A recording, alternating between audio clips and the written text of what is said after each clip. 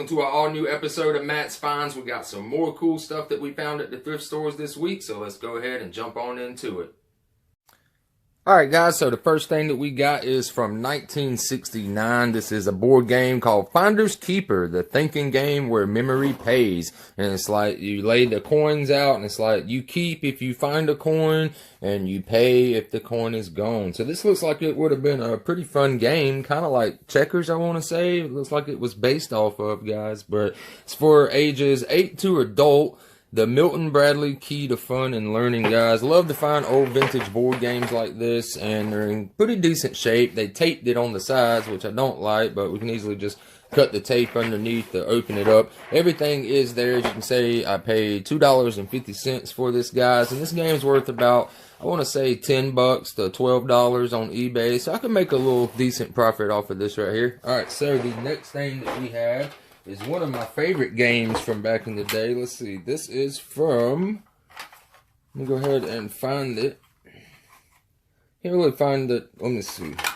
There it is. 1992 Parker Brothers, guys. Who remembers this game? Don't Wait Daddy right here, guys, where you would go through the board and you roll like your die, I believe, or draw cards for numbers, and that's how many clicks you have to do. So say you rolled like a 5. 1, 2, 3, 4, 5.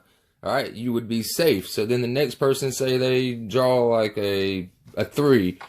1, 2, 3. So that person's safe, guys. So then you just keep going until eventually, I know it works. There he goes. He jumps up out of bed and loses his little hat that comes with it, guys. Sticker in the back's a little damaged right there, but I could tell immediately what this game was because I remember having it when I was a little kid. So pretty cool little mechanism on there, guys. See, it's already set off right there. So I used to play this game all the time. Let me know down in the comments if you guys ever played this game right here. I just thought that was cool right there. I wish it was complete, but I'll take the mechanism part also. So the next thing that I found, I thought this was pretty cool right here. Let me go ahead and aim up a little bit. This is a Buzz Lightyear bubble maker from the Toy Story movie series. Now this isn't an original one, I believe, because this is got Pixar and Disney on there. And I believe when Toy Story first came out, they were just under Pixar at the time, guys. So probably a new thing, maybe from part 1 or 2. Little laser thing works. It's got a little button right there you put, and it'll light up a little laser. So that's pretty cool right there. And also you fill it up with bubbles. Let me see here how this exactly works. There goes the bottom of the legs, twist off. You fill it up with your bubble solution, and then you would put it back on there and turn the on button, and it would shoot bubbles out the top right there, guys. So I just thought that was pretty cool. A lot of people like the old vintage Toy Story stuff. Like I said, this isn't really vintage, but it's still a little older than new. So thought that was pretty cool to show you guys out there. Alright, the next thing I have, guys, is really old. Check this out. And I didn't pay the price that's on there because I use my discounts that I get. But this is Jan, a Heidi Japanese playmate. Press the magic button. She waves her hand. Alright, so that's pretty cool right there, guys. It comes in this little pocket thing. It's made by Remco Industries, Harrison, New Jersey, USA. Alright. And I don't know what year, 1966 is where this one is from right here. Let me see. I don't want to really open it up, but we can open it up. There it goes. So there is the Jan doll right there, guys. Pretty cool right there. Has this little thing it can sit in right there. So I'm just going to go ahead and close that up right there. So pretty cool from 1966. I've never seen anything like this, and I was actually surprised that I found this in the thrift store because usually now they're moving everything to online and eBay sales like that, guys. But I used my half off discount card that I had that I've racked up my points and only paid $10.25 for it, guys. So happily to try to make some money off of that right there. Pretty cool little item from the 60s. I thought that was awesome to show you guys. So next thing that we have is pretty cool. One of my favorite things to collect is Hot Wheels cars, guys. And like I said, I was actually surprised I found this in the thrift store also. But this is a Millennium Edition Hot Wheels vehicle. This is set 1 of number 3. As you can see in there, let me get it a little closer. It's got like an elf and Santa Claus inside of a Hot Wheels car right there, and got some sleds on the top. That's pretty cool right there. Now I did wind up having to pay the full $8.25 for this, but I could probably make a few bucks on this online right there, guys. It's the past, present, and future edition right there. Let's see what year this is from. I think it was 98, I want to say. 99, see? 1999 right there, guys. So that is awesome, actually. Still in the case, still in great condition. So I thought that was pretty cool. Might add this to my personal collection of Hot Wheels, or might list it online. Who knows?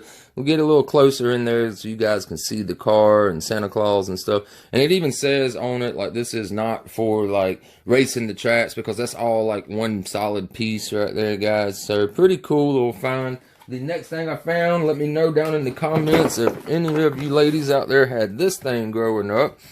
Move back just a little bit. This is the Play and Make Kitchen Center, guys. This is from ages 3.5 to 10 years old. This would have came with a couple of packs of Kool-Aid, and it, like how I said, Hasbro is the maker of this stuff, of course. Hasbro pretty much ruled the early 80s and all that stuff right there. But I believe this is from the 70s, I want to say. Let's see right here.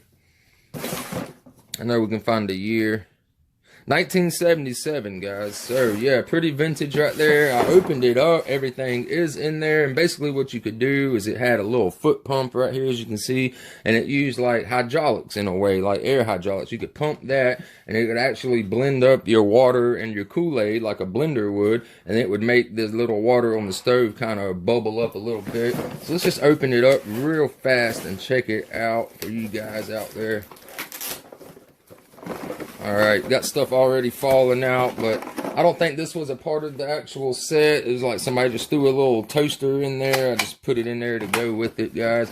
We got some like little fake cans. Remember these stuff? Heinz vegetarian beans, and let's see, you got like a piece of toast right here. Here is the recipe cards that does show that it comes with, guys. So that's pretty cool. Got some little cups, more little beans. What is this right here? This is like a chicken noodle soup can right there.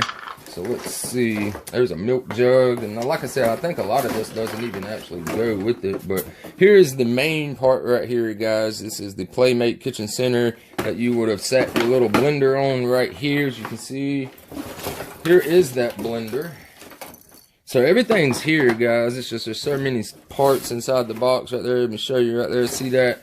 But like I said, there is the original like hoses. It's got the original foot pump right here. Everything is still there, so pretty cool. Let me know down in the comments if anybody ever knew anybody that had one of these kitchen centers growing up. That's always cool to show vintage stuff like that. I love it, guys. So let me put everything back in the box real fast. Alright, so here is the next thing I got for you guys. I thought this was pretty cool right here. This is the Etch-A-Sketch Animator, guys, by Ohio Art right here. And this is where you could etch a sketch and it would kind of like bring it to life, like animate it, make it move around and stuff like that. It was missing the back piece right there, but the battery compartment is super clean, as you can see. It's not all rusted out by the batteries being left in and all that right there. This is pretty cool. It's got a mark right here that was made on 3/24 in 1987. So if you had one of these in 1987, you were pretty cool, because this cost a way lot more back in the day than a regular plain little red and silver Etch-A-Sketch, guys. So the Etch-A-Sketch Animator, I haven't put batteries in it yet to test it, but by looking at that right there, it's pretty clean. Like I said, I guarantee it's probably going to work, guys. Just don't have the back for it. That would have been awesome. But in thrift stores, mostly you're either going to find something that's slightly damaged or slightly missing something, guys, and that's why people just take them to the thrift stores. So I think that was pretty cool. Let me know down in the comments if you had one of these. All I could ever have was one of those little like normal original Etch-A-Sketches out there, so that's still pretty cool. All right, here is another great find that I found. Surprised that I found this also, guys. This right here is called the Quiz Kids Radio Question Bee, set number 2. All new questions. Questions actually used by the Quiz Kids on the famous radio program, guys. So let's search this right here for a date real fast. Let's see. 1942. I don't think so. It is actually 1942, guys. Look at that right there. So that is the Quiz Kids cards, and it's basically just a stack of cards right here. It's got some questions. Let's see what we got right here. Let's see. What musical instruments would you hear if you heard a licorice stick, a squeeze box, or voodoo boilers?